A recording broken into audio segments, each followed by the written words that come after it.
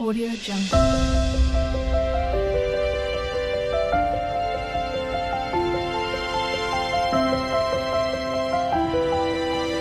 Audio Jungle.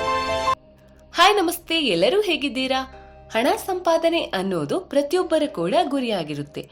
ಆದರೆ ಶ್ರೀಮಂತರಾಗುವ ಕನಸು ಈಡೇರಿಸಿಕೊಳ್ಬೇಕು ಅಂದ್ರೆ ನಾವು ಖಂಡಿತವಾಗಿಯೂ ಸತತ ಪ್ರಯತ್ನವನ್ನ ಮಾಡಲೇಬೇಕು.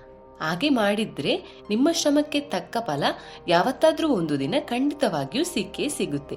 ಇನ್ನು ನಿಮ್ಮ ಜೇಬಿನಲ್ಲೂ ಹಣ ತುಂಬುತ್ತೆ ಎಂಬುದನ್ನ ನಿತ್ಯ ಜೀವನದ ಕೆಲವು ವಿಷಯಗಳಿಂದ ನೀವು ತಿಳಿದುಕೊಳ್ಬಹುದು.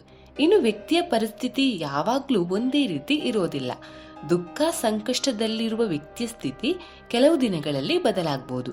ಇನ್ನು ಖುಷಿ ಆತನ ಜೀವನದಲ್ಲಿ ಬರಬಹುದು. ಹಾಗೆಯೇ ಆರ್ಥಿಕ ಸಮಸ್ಯೆ ಎದುರಿಸುತ್ತಿರುವ ವ್ಯಕ್ತಿ ಕೂಡ ಸದಾ ಬಡವನಾಗಿ ಇರಬೇಕು ಅಂತ ಏನೂ ಇಲ್ಲ. ಆರ್ಥಿಕ ಪರಿಸ್ಥಿತಿ ಸುಧಾರಿಸಿ ಆತನ ಮೇಲೆ ಕೂಡ ಮಳೆಯ ಸುರಿಮಳೆ ಆಗ್ಬೋದು, ಅಂದರೆ ಹಣದ ಮಳೆಯ ಸುರಿಮಳೆ ಆಗ್ಬೋದು. ಆತ ಕೂಡ ಶ್ರೀಮಂತ ಆಗ್ಬೋದು. ಹಾಗಾಗಿ ಯಾವುದೇ ವ್ಯಕ್ತಿ ಈಗಿನ ಪರಿಸ್ಥಿತಿಯನ್ನು ನೆನೆದು ಕೊರಗುತ್ತಾ ಕೂರಬಾರ್ದು. ನಮಗೆ ನಿಜವಾಗಿ ಏನು ಅನಿಸುತ್ತೋ ಆ ಕೆಲಸದಲ್ಲಿ ಶ್ರದ್ಧೆಯನ್ನು ಇಟ್ಟು ಮಾಡಬೇಕು. ಆಗ ಖಂಡಿತವಾಗಿಯೂ ಒಂದಲ್ಲ ಒಂದು ದಿನ ನಮಗೆ ಒಳ್ಳೆಯದು ಆಗುತ್ತೆ. ಇನ್ನು ನಮ್ಮ ಮನೆಗೆ ಹಣದ ಆಗಮನವಾಗುತ್ತೆ ಎಂಬುದನ್ನು ನಾವು ಕೆಲ ಸಂಕೇತಗಳ ಮೂಲಕ ತಿಳಿದುಕೊಳ್ಬೋದು. ಅಂದರೆ ನಿಮಗೂ ಈ ಕೆಳಗಿನ ಅನುಭವಗಳು ಆಗಿದ್ದರೆ ನಿಮ್ಮ ಮನೆಗೆ ಶೀಘ್ರದಲ್ಲೇ ಲಕ್ಷ್ಮಿ ಬರುತ್ತಾಳೆ ಅಂತ ಅರ್ಥ. ಹಾಗಾದರೆ ಯಾವೆಲ್ಲ ವಿಷಯಗಳು ಕಾಣಿಸಿಕೊಂಡ್ರೆ ಅದು ನಮಗೆ ಒಳ್ಳೆಯದನ್ನು ಸೂಚಿಸುತ್ತೆ ಅನ್ನೋದನ್ನು ಇವತ್ತಿನ ವಿಡಿಯೋದ ಮುಖಾಂತರ ತಿಳಿಯೋಣ.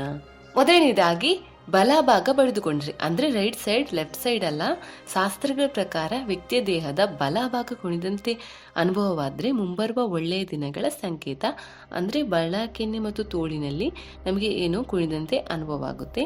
ಇನ್ನು ಅನೇಕ ಬಾರಿ ಬಲಗನ್ನು ಬಡಿದುಕೊಂಡು ಕೂಡ ಅದನ್ನು ಕೂಡ ಮಂಗಳಕರ ಸಂಕೇತ ಅಂತ ಪರಿಗಣಿಸಲಾಗುತ್ತೆ. ಎರಡನೆಯದಾಗಿ ಮನೆಗೆ ಇವುಗಳು ಬಂದ್ರೆ ಅದನ್ನ ಗುಡ್ ಲಕ್ ಅಂತ ಹೇಳಲಾಗುತ್ತೆ. ಅಂದ್ರೆ ನಿಮ್ಮ ಮನೆಯಲ್ಲಿ ಕಪ್ಪು ಇರುವೆಗಳ ಹಿಂಡು ಕಾಣಿಸಿಕೊಂಡ್ರೆ ಅದು ಸಂಪತ್ತಿನ ಸಂಕೇತ. ಅಂದ್ರೆ ನಿಮ್ಮ ಮನೆಯಲ್ಲಿ ಕಪ್ಪು ಇರುವೆಗಳ ಹಿಂಡು ಕಂಡ್ರೆ ಲಕ್ಷ್ಮೀ ದೇವಿಯ ಆಶೀರ್ವಾದ ನಿಮ್ಗೆ ಸಿಗ್ತಿದೆ ಎಂಬ ಅರ್ಥವನ್ನ ಇದು ನೀಡುತ್ತೆ. ಮೂರನೆಯದಾಗಿ ಬಲಗೈ ತುರಿಸಿದ್ರೆ, ಇನ್ನು ಬಲಗೈಯ ಅಂಗೈ ತುರಿಸಿದ್ರೆ ಇದು ಕೂಡ ಶುಭ ಸಂಕೇತ. ಶೀಘ್ರದಲ್ಲೇ ನೀವು ಶ್ರೀಮಂತರಾಗುತ್ತೀರಾ ಎಂಬುದರ ಅರ್ಥವನ್ನ ಇದು ನೀಡುತ್ತೆ. ನಾಲ್ಕನೆಯದಾಗಿ ಮಂದಾರದ ಗಿಡ. ನಿಮ್ಮ ಮನೆಯ ಮುಖ್ಯ ದ್ವಾರದ ಹೊರಗೆ ಮಂದಾರದ ಹೂವಿನ ಗಿಡ ಬೆಳೆದ್ರೆ ನೀವು ಶ್ರೀಮಂತರಾಗುತ್ತೀರಿ ಅಂತ ಅರ್ಥ.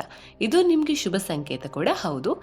ಯಾವುದಾದ್ರೂ ಮೂಲದಿಂದ ಹಣ ಬರುತ್ತೆ ಎಂಬುದರ ಸೂಚನೆ ಇದು.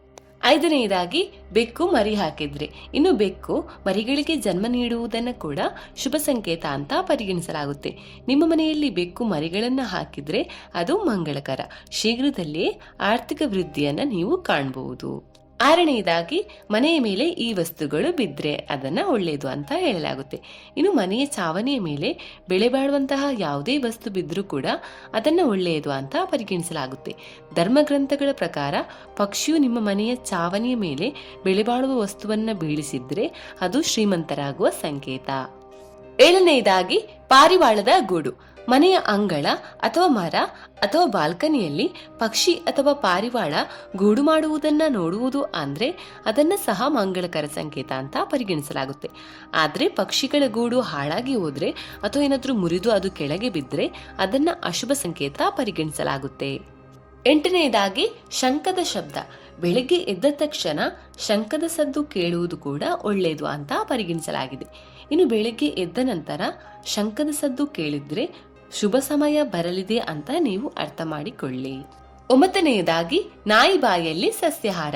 ನೀವು ಯಾವುದೇ ಕೆಲಸಕ್ಕೆ ಮನೆಯಿಂದ ಹೊರಗೆ ಹೋಗುತ್ತಿದ್ರೆ ಈ ವೇಳೆ ನಾಯಿ ಬ್ರೆಡ್ ಅಥವಾ ಸಸ್ಯಾಹಾರವನ್ನ ಬಾಯಲ್ಲಿ ಕಚ್ಚಿಕೊಂಡು ಹೋಗ್ತಿರೋದು ನಿಮ್ಮ ಕಣ್ಣಿಗೆ ಬಿದ್ದರೆ ಅದು ಕೂಡ ಶುಭ ಸಂಕೇತ ಅಂತ ಹೇಳ್ಬೋದು. ಆದಷ್ಟು ಬೇಗ ನಿಮ್ಮ ಮನೆಯ ಖಜಾನೆ ತುಂಬಲಿದೆ ಎಂಬುದರ ಅರ್ಥವನ್ನ ಇದು ನೀಡುತ್ತೆ. Audio Jungle.